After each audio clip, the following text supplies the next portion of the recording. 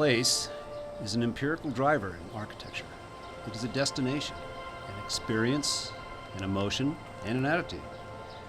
Many buildings in Tucson are simply things to keep the weather out or lockable to protect their contents.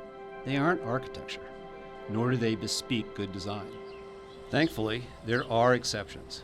The Arizona Inn is one of those special places that truly defines a sense of place for me.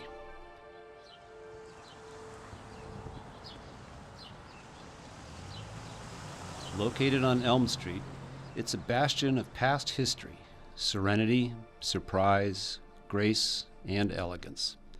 Though certainly not modern in any sense, its design is timeless. It's not just an edifice, but an intricately woven complex of spaces that have fascinated me ever since the 1960s.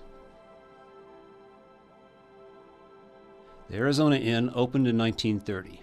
It was designed by the Tucson architect Merritt Starkweather, who also designed several local schools, as well as homes in El Encanto estates during the 1920s to the 1970s.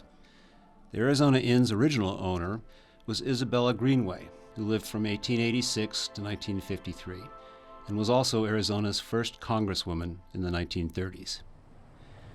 Originally, the inn was 2 miles outside of Tucson, whose population at that time was 32,000 people. Guests would arrive by train, steamer trunks in tow, to spend the winter there. It was a true destination garden cottage resort.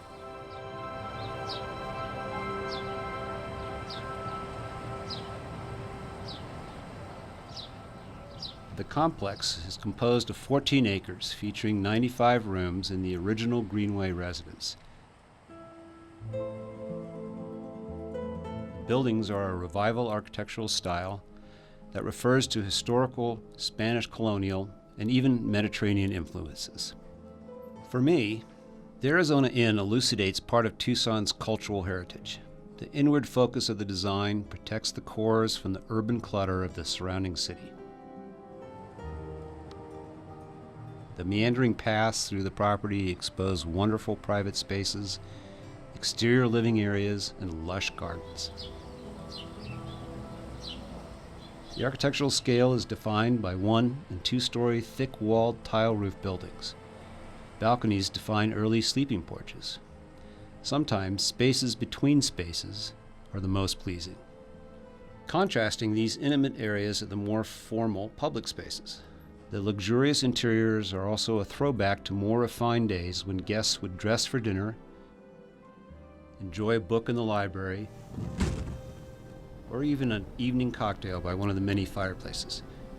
In total, the Arizona Inn is a place that is very special.